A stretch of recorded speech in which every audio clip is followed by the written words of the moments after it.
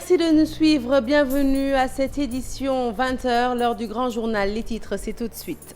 Pour le respect des accords signés avec l'État du Sénégal, le SAEMS dans la rue. En ordre de bataille, les membres de ce syndicat ont sillonné les artères de la ville de Thiès, une marche qui a enregistré un taux record de participation. La fermeture des frontières au Mali, une source de désarroi pour les camionneurs maliens. 3 jours après la suspension du trafic entre les deux pays, ils confessent leurs inquiétudes, des inquiétudes qu'ils partagent avec Alioune Tine. Le fondateur d'Africa Jom Center juge ces sanctions trop sévères. Il demande au président Macky Sall, président en exercice de l'Union africaine, d'engager des négociations avec la CEDEAO.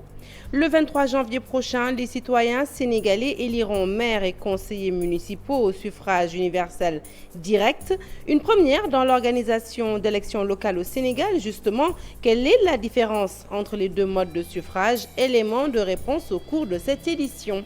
La foire de Dakar, une occasion de promouvoir le savoir-faire local. Le CICES accueille la 29e édition de la FIDAC, placée cette année sous le sceau de la valorisation des produits du terroir, découverte en fin d'édition. Voilà pour les titres, le développement, c'est tout de suite.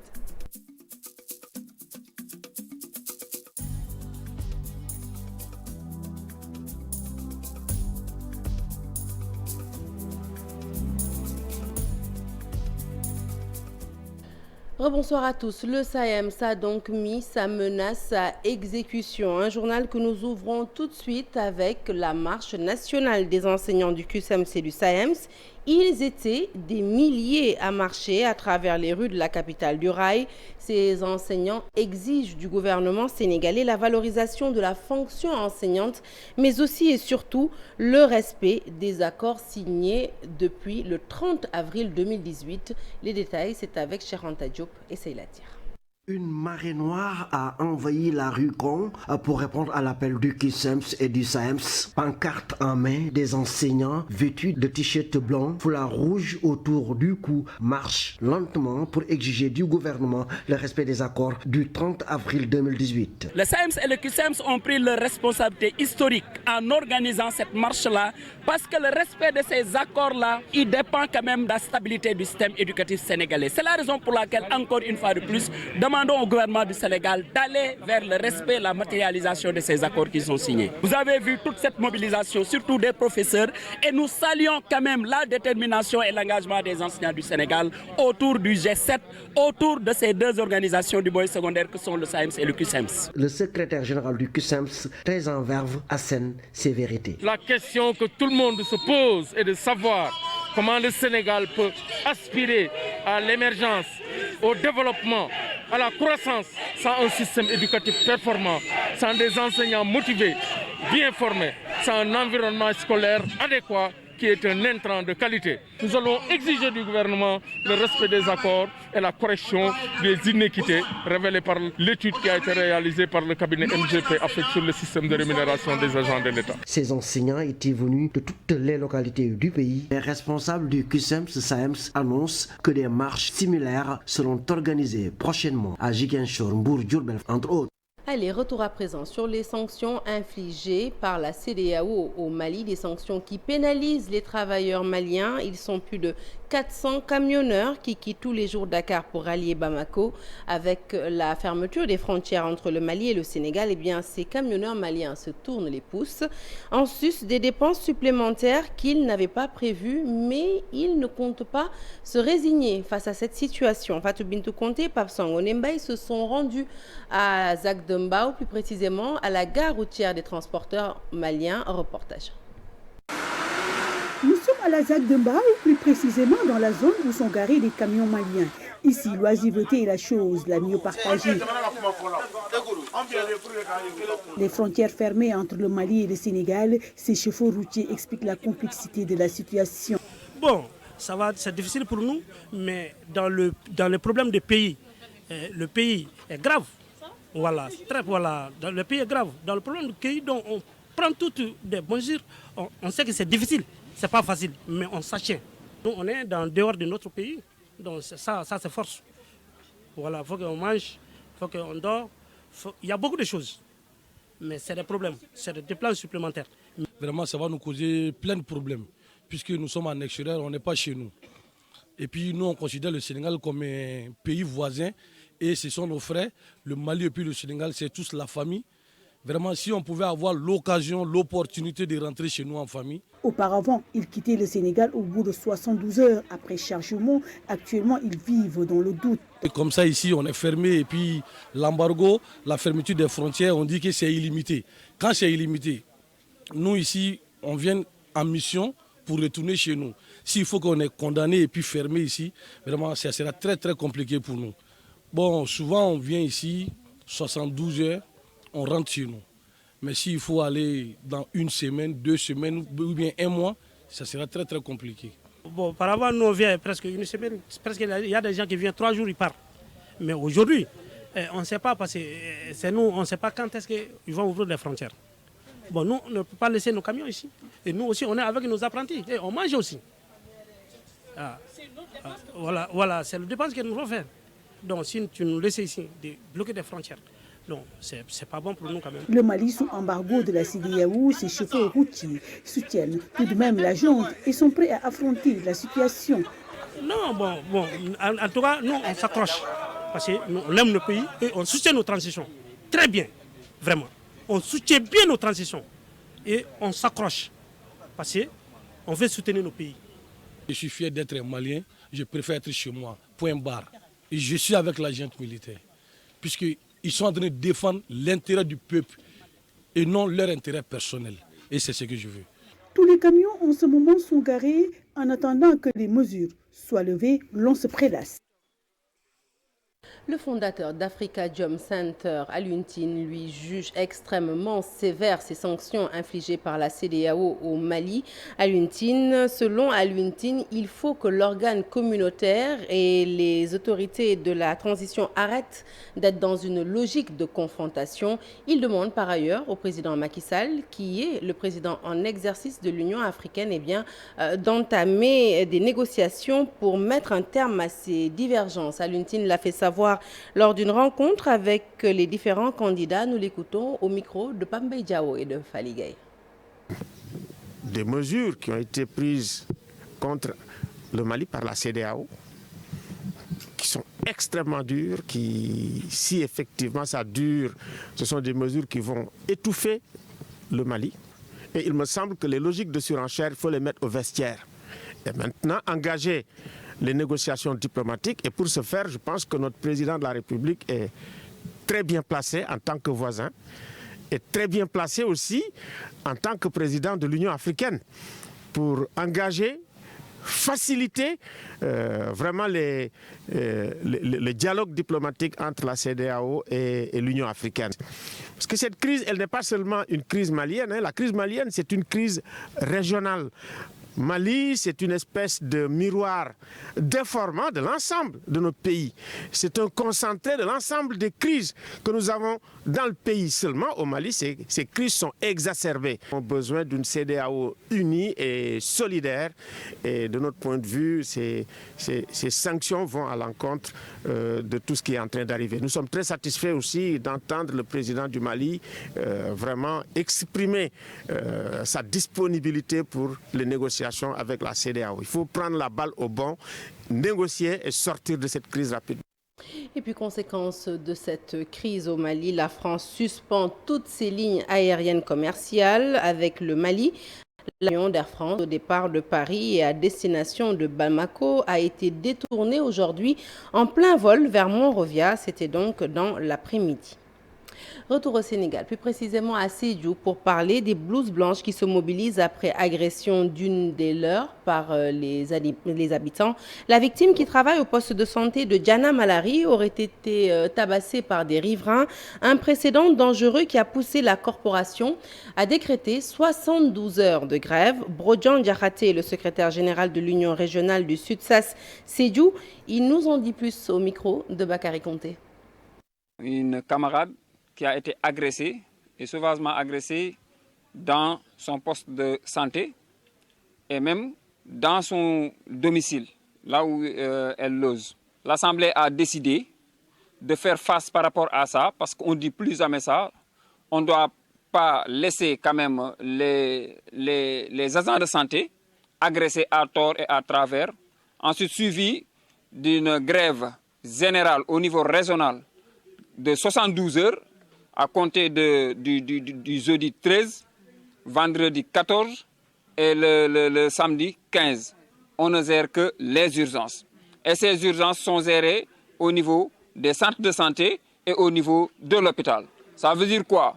On appelle aussi, on informe à la population que s'ils ont des patients, ils n'ont qu'à vraiment se diriger vers les centres de santé et les hôpitaux. Mais pour ce qui est des postes de santé et autres, il n'y a pas de gestion d'urgence au niveau de ces postes de santé. C'est pour alerter aussi bien la population, pour leur dire qu'on n'est pas des adversaires et nous ne sommes pas leur cible. On est là pour les aider à prendre en charge leur santé. S'ils ne sont pas satisfaits, peut-être ils ont d'autres moyens à utiliser que de tapasser ou bien d'agresser les agents dans leur lieu de fonction. On compte y aller jusqu'au bout. On ne compte jamais reculer, on ne reculera jamais. Fatigue, les autorités sanitaires et administratives se disent préoccupées par la flambée des cas de Covid.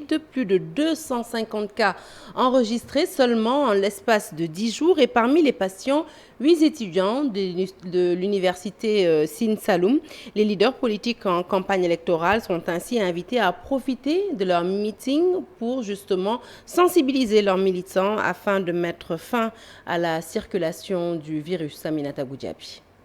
Un chef de la région médicale de Fatick, Habib Ndiaye, parle d'une brusque recrudescence des cas de Covid-19. Depuis le début de l'année, 273 cas ont été recensés dans la région. Les districts sanitaires de Fatick, de Foundiougne et de Sokone restent les plus touchés. Le campus de Fatick et de l'université El Hadji Ibrahima Niass du Sine Saloum n'est pas non plus épargné. 8 étudiants y ont été contaminés. Les autorités sanitaires préoccupées par cette flambée des cas de Covid-19 multiplient les réunions de coordination et les émissions dans les radios locales pour sensibiliser davantage les populations au respect du port du masque et à l'importance de la vaccination. Les leaders politiques, quant à eux, sont invités à sensibiliser davantage leurs militants en cette période de campagne électorale. La région médicale se dit même prête à positionner des équipes de vaccination sur les lieux où se tiennent les meetings et autres rassemblements politiques. D'après le docteur Habib Ndiaye, seule la vaccination peut aider à freiner la circulation du variant Omicron et surtout d'éviter le développement des formes sévères. Le taux de couverture vaccinale reste faible dans la région. Seuls 10% de la cible ont pris une dose et 6 seulement ont pris 2 doses. Et pourtant, selon les autorités, il y a assez de doses de vaccins dans les structures sanitaires de la région. Le ministre de la Santé, lui, vient d'informer via une circulaire de nouvelles orientations sur les vaccins utilisés dans le cadre de la vaccination contre la Covid. Cette circulaire s'adresse principalement aux médecins-chefs au terme de la saisine du comité consultatif pour la vaccination au Sénégal. Et sur la base des recommandations produites, le ministère de la Santé et de l'Action sociale vient valider l'administration d'une dose de rappel de vaccination contre la Covid. Cette dose de rappel sera destinée aux personnes cibles de la stratégie nationale de vaccination contre la Covid. Elle sera administrée dans le respect du calendrier vaccinal arrêté et selon les modalités contenues dans la fiche technique jointe en annexe. Le ministre demande de prendre des dispositions pour une diffusion large de cette fiche technique à toutes les unités de vaccination du pays ainsi qu'à tous les prestataires. Voilà donc une circulaire signée le ministère de la Santé et de l'Action sociale. Et insécurité, absence de voirie, d'infrastructures de base, entre autres, tels sont les problèmes que vivent les habitants de Grand Médine. Une situation déplorable. Ils interpellent le gouvernement pour des solutions définitives. En cette période électorale, eh bien, ils disent n'attendent pas grand-chose des candidats à la mairie de la Patte d'Oie, dont dépend d'ailleurs ce célèbre quartier. Nos reporters Cheikh Diop et Amadouba sont allés à leur rencontre. Reportage. L'étroitesse des ruelles peut attirer l'attention de plus d'un. Un quartier populaire créé depuis plus de 50 ans. Plusieurs problèmes. Nous sommes à Grand Médine. En cas d'incendie ou en cas de sinistre, même les sapeurs-pompiers ne peuvent pas accéder à l'intérieur. Le deuxième problème, la limitation de Grand Médine, il y a le stade. Et au niveau du stade, il y a certains points qui ne sont pas bien éclairés. Donc il y a un problème de sécurité qui se pose. Le problème essentiel, c'est le problème des inondations. Canal yi daal moo ñu sonal gis nga bu feesee ni buntu kër gi doo am foo jàll. Un quartier qui n'est pas restructuré depuis de belles lurettes. C'est la plus vieille doléances des populations. Grand Médine, c'est un quartier qui n'est pas assaini. Vous voyez, regardez là-bas. Regardez là, il n'y a même pas d'assainissement. Plusieurs mots qu'ils vivent depuis des années, les habitants de ce quartier déclarent qu'ils n'ont plus confiance aux politiques. Le problème de mentalité, je pense que le problème c'est ça. Quand on veut faire, on va bien faire. C'est ça. Le maire sortant n'a rien fait à Grand Médine. On a des candidats sur ces élections qui vont venir le 22 janvier, Inch'Allah. Au niveau de la commune de Padoua, il y a 7 candidats. Mais parmi ces 7 candidats, il y a 3 candidats qui sont à Grand Médine. Période de campagne, veille d'élection, ces populations exigent un meilleur cadre de vie pour vivre en toute quiétude. Et c'est une très bonne transition pour ouvrir à présent le chapitre dédié à la campagne des locales. Destination Dara, la coalition Yewwi Askan Wi y a organisé un meeting, occasion saisie par le candidat Idrissa Samb pour dresser un programme qui s'articule autour de plusieurs axes, la santé, l'éducation, les infrastructures, entre autres. Dans une ambiance carnavalesque, le meeting a enregistré la présence du responsable à la communication de PASTEF, El Malik Ndiaye. Idrissa Samb, candidat Yewwi Askan Wi, est au micro de Mamadou Moustapha Ndiaye. Souci certainement avec cet élément que nous n'excluons pas de vous mettre dans nos prochaines éditions. Allez, de Dara, nous filons à Thiès. Pour des élections apaisées, le Forum civil et les experts en décentralisation de l'Institut africain de développement local sont dans la sensibilisation. Ils travaillent à ce que les candidats fassent des engagements citoyens, mais surtout à ce qu'ils limitent les partis politiques. Le reportage est signé Charanta Diop et Saïla Tir. Le Forum civil de Thiès, en collaboration avec l'Institut africain de développement local, va sortir de l'ensemble de ses connaissances réactualisées pour dérouler un plan de sensibilisation, mais surtout faire un plaidoyer pour qu'on ait des élections apaisées. Oui, apaisées, absolument, nous y pensons, parce qu'effectivement, rien ne peut se faire dans le désordre. Donc nous sollicitons, comme par le passé, à ce que les gens fassent des engagements citoyens, contrôlent le langage, mais contrôlent la forme d'agir par rapport à ces élections. Si véritablement toutes les parties prenantes s'accordent à respecter les règles du jeu, je crois que le jeu électoral se fera calmement. C'est un appel que nous lançons. Un appel qui ne tombe pas dans l'oreille d'un sourd, selon le directeur de l'Institut africain de développement local. Les autorités doivent mettre en place des mécanismes pour qu'on ait vraiment l'incarnation d'une démocratie représentative et participative. Beaucoup de listes, malheureusement, cela traduit une certaine volonté des acteurs politiques à privilégier l'intérêt individuel, l'intérêt partisan sur l'intérêt global, l'intérêt général. Je pense que si on avait assez travaillé, on allait peut-être avoir peu de listes avec des alliances regroupées en fonction de leur sensibilité, mais surtout avec des groupes d'action assez forts et qui sont capables de prendre en charge les préoccupations des citoyens. L'Institut africain de développement local de Thiès et la société civile, à travers des programmes de sensibilisation, d'éducation de masse, ont mis en exergue de nouvelles orientations de la politique du code électoral. Petit détour à Rufisque à présent pour parler justement, toujours d'ailleurs, de la campagne électorale. Sur place, Ismaïla Madior Fall fait cavalier seul. Plusieurs membres de la coalition Benno Bokk Yakaar ont tout simplement boycotté sa campagne. Du côté de l'opposition, Yewwi Askan Wi et Andou Naoulé occupent le terrain.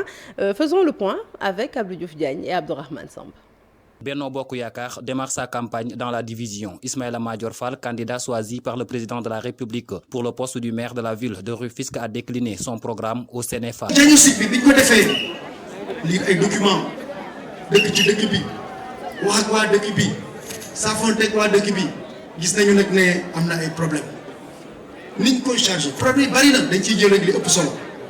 Souleymane Ndoye, qui a boycotté la rencontre, préfère rester à Thiokho, son fief, pour une opération de questions-réponses sur son programme avec ses militants. En politique, c'est de voir comment faire passer notre message.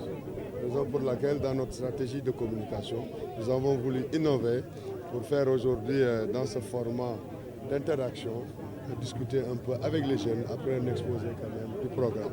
Yoni Thiam, la seule candidate du département qui postule pour la mairie de Rufisque Nord, a présenté son programme devant son équipe de campagne. Les femmes ont aussi un rôle à jouer, selon elle. Les femmes ont leur place, bien sûr, raison pour laquelle je me porte donc candidate pour défendre puisque nous tous nous avons compris que les femmes sont un peu limitées. Ils sont là que pour faire des mobilisations et autres, alors que tout le temps on dit que tout grand homme, il y a une grande dame derrière.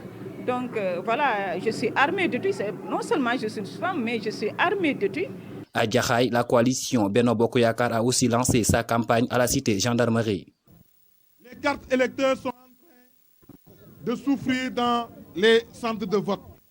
Il faut une mobilisation pour aller récupérer ces cartes-là. Les cartes sont là. Il faut que vous puissiez vous déplacer dans les centres de vote pour pouvoir récupérer vos cartes d'identité et pour vous permettre de voter la liste Benno Bokk Yakaar au soir du 23 janvier. And Nawlé, cette coalition qui regroupe des membres d'organisations citoyennes compte sur la culture pour développer Rufisque. Et je vous l'annonçais en titre, la particularité de ces élections territoriales prévues le 23 janvier prochain, c'est que pour la première fois dans l'histoire politique du Sénégal, eh bien, les électeurs vont élire leurs maires et conseillers municipaux au suffrage universel direct. Exit donc le suffrage universel indirect pour l'élection des élus locaux. Alors, quelle est la différence entre les deux types de suffrage? Réponse avec Moundiaï Sissé de l'ONG 3D, par ailleurs spécialiste des questions électorales. Il est avec Ibrahim Akan. Pour ces élections, les maires vont être élus au suffrage universel direct. Avant, les maires étaient élus au suffrage universel indirect. Avant, les citoyens élisaient d'abord des élus, un corps intermédiaire qu'on appelle le conseil municipal, à charge pour le conseil municipal d'élire le maire. C'est pourquoi le suffrage universel n'était pas direct. Mais dans le suffrage universel, il y a le suffrage direct, universel direct, et il y a le suffrage universel indirect. Le suffrage universel, il est direct, comme quand on élit le président de la République, les citoyens élisent directement. Quand on élit maintenant le maire, les citoyens l'élisent directement. Et élisent en même temps directement les conseillers. Maintenant, par opposition au suffrage universel direct, le suffrage universel indirect, c'est ça qui existait avant l'élection des maires, avant aujourd'hui. C'était un corps intermédiaire que les citoyens élisaient directement, c'est-à-dire les conseillers municipaux, et en charge à ces conseillers municipaux d'élire le maire. Allez, direction le 6S à présent, le mois du consommé local toujours en cours avec une foire qui se tient présentement au centre des expositions. Occasion pour les exposants sur place de valoriser les produits locaux. Tous encouragent les Sénégalais à consommer le Made in Sénégal pour le développement du pays. Aminata Mbaresso et Modou Diop pour les détails. Dans sa boutique, le wax est mis en valeur. Ce tissu qui reflète l'africanité est façonné sous différentes coupes. Dame Ngom montre à sa manière le génie des artistes de Diourbel. moom ñu ngi si liggéey ay tenues yu bëri xam nga dafa foire day am loo xam daf koy laaj soit que ne pile yi dañ daan gis tubaab yi ñoo kan liggéey di ko def yeneen tissu léegi ñu xam ne carrément wax yi loo xam ne moom aar la aussi ñu andi ko di ko def comme pile aussi mais dañ koy def ay pile capuchon tout lépp fi am daal jean yi nga xam dañ koy sol dañ koy defar comme dàll carax. Aussi, même Felti, aussi, comme Vax.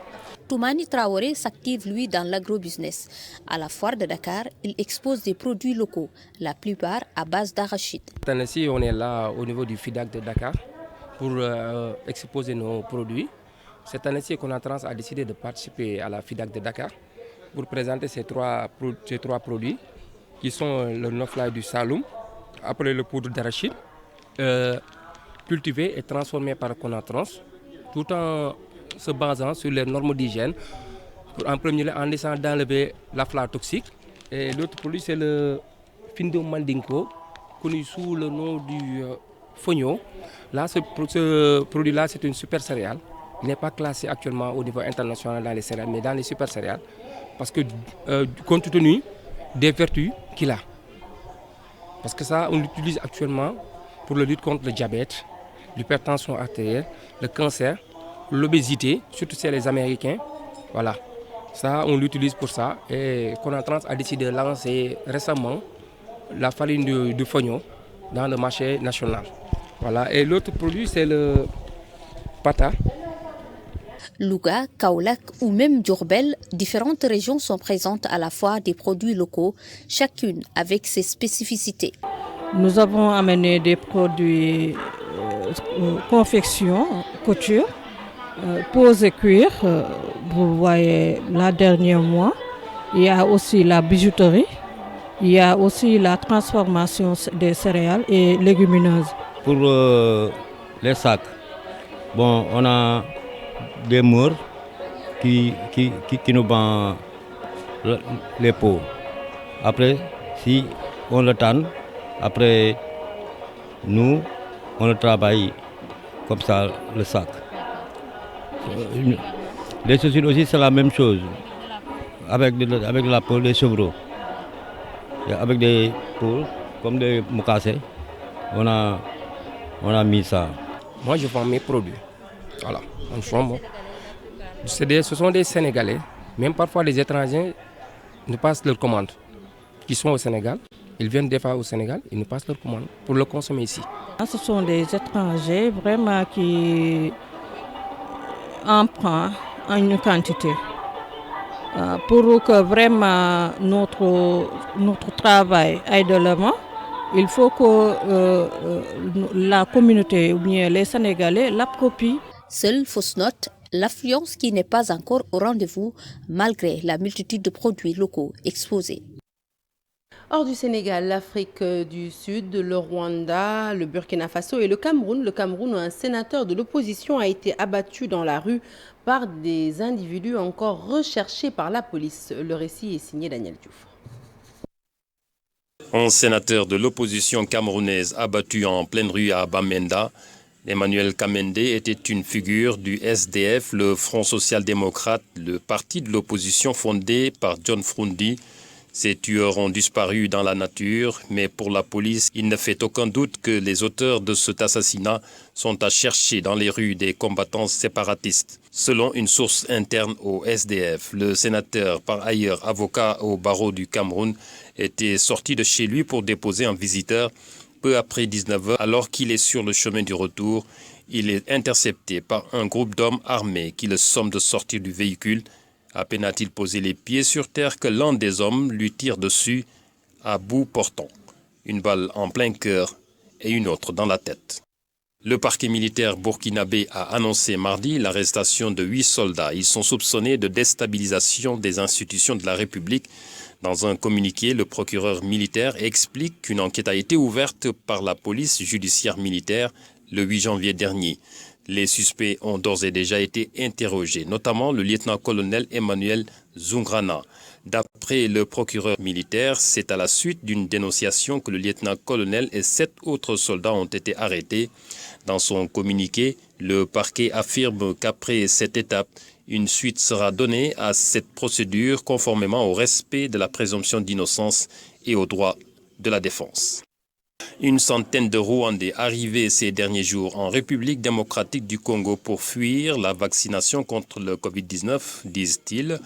La vaccination obligatoire à certains endroits du pays. Ils sont venus par petits groupes en pirogue dans le sud de l'île d'Idjwi, située sur le lac Kivu, frontalier du Rwanda et de la République démocratique du Congo. 123 personnes recensées mardi, parmi elles des femmes et des enfants. Et puis la scène se passe en Afrique du Sud. La police sud-africaine qui est intervenue ce mercredi à Pretoria pour déraciner un champ de cannabis planté par des militants indigènes à quelques mètres du bureau du président Cyril Ramaphosa. Des plants de cannabis cultivés par des militants indigènes qui campent depuis 2018 devant le bureau présidentiel. Leur chef a tenté de résister, traîné par la police sur la pelouse du palais à Pretoria avant de l'arrêter, comme on peut le voir sur ces images. Ces autochtones, autrefois connus sous le nom de Bushmen ou Otento, sont installés depuis 3 ans sur les pelouses du bureau du président sud-africain pour demander la reconnaissance officielle de leur langue. La communauté compterait des centaines de milliers de personnes en Afrique du Sud. L'actualité sportive à présent avec les matchs du jour à la CAN Cameroun 2021. Dans le groupe E, la Guinée équatoriale défie la Côte d'Ivoire en ce moment même. Plus tôt dans la journée, dans la poule F, la Gambie a créé la surprise en battant la Mauritanie 1-0 pour son premier match en Coupe d'Afrique des Nations. Alors que le Mali s'est défait de la Tunisie dans le choc du groupe, un match entaché par des décisions arbitrales étranges. Le récit de tout ceci est signé Chersali Boudjara. Tunisie-Mali, le choc du groupe F s'est transformé comme une scène de la première grosse polémique de la CAN Cameroun 2021. Tout était pourtant réuni pour un beau spectacle de football au stade de Limbé. Les deux sélections se sont livrées une bataille sans merci dès l'entame du match. À ce jeu, les Maliens plus incisifs en attaque ont obtenu les meilleures situations de la première période, terminée sur le score de 0 but partout. La détermination malienne va finalement payer en début de seconde mi-temps. Les Aigles obtiennent un penalty transformé par Ibrahima Koné à la 48e minute. Une avance qui va débrider la suite de la rencontre. Les Tunisiens se montrent plus dangereux, se créant des occasions pour égaliser avec Khazri et Cheikhiri. Bousculé, le Mali concède un penalty, mais le capitaine de la Tunisie Khazri va voir son tir détourné par le gardien de but malien à la 77e minute.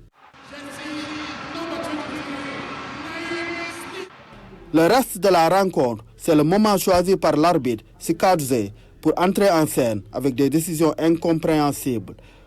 Faisant fi des 9 changements, des 3 vérifications VAR, le Zambien siffle la fin du match à la 85e minute. Face aux protestations, il reprend la partie, puis met fin encore à la rencontre à la 90e minute, sans ajouter de temps additionnel. C'est la grosse colère du côté des Tunisiens. Les Aigles de Carthage refusent même de reprendre le jeu 40 minutes plus tard. La victoire est pour le Mali. La Confédération africaine de football donne une victoire pour le Mali sur un fond de polémique qui ternit encore l'image du football africain, surtout de son arbitrage. Dans l'autre affiche du groupe, la Gambie crée la sensation. Pour son premier match en Coupe d'Afrique, elle s'est imposée devant la Mauritanie. Une victoire d'1-0 grâce à une réalisation d'Abdoulaye Diallo à la 10e minute du match. Le premier succès pour les Gambiens qui peuvent bien rêver de 8e de finale, surtout s'ils battent les Maliens dimanche prochain. Et puis sachez que le ministre des Sports, en présence de l'ambassadeur du Sénégal au Cameroun, a remis une subvention de 15 millions de francs CFA au 12e Gainé au Cameroun, Ibrahim Mandaou, directeur du cabinet du ministre des Sports, que nous écoutons au micro de nos envoyés spéciaux Mamadou Ndiaye et Ahmed Nian. Que j'ai l'honneur et le privilège de représenter, et faisant suite à ces instructions, je viens de remettre une enveloppe de 15 millions de francs CFA à l'ambassadeur du Sénégal au Cameroun au profit du 12e PND local. C'est un engagement que le ministre des Sports, M. Matarba, avait pris à la suite de 2 missions de prospection que nous avions effectuées, et nous avions eu à apprécier la mobilisation exceptionnelle des Sénégalais vivant au Cameroun.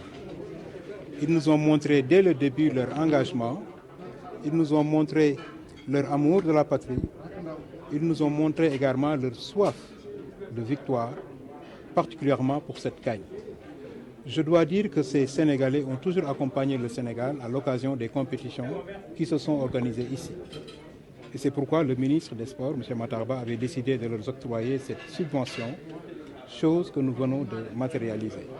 C'était également l'occasion de rappeler le message de son Excellence, le Président de la République, M. Macky Sall, message qui s'adresse pas seulement aux Lions, mais qui s'adresse à toute la délégation sénégalaise.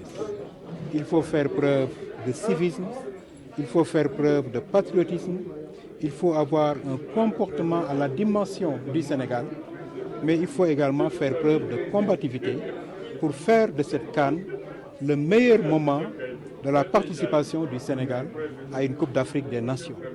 Fin de ce journal, merci de l'avoir suivi. L'actualité se poursuit sur toutes nos plateformes digitales. Tout de suite,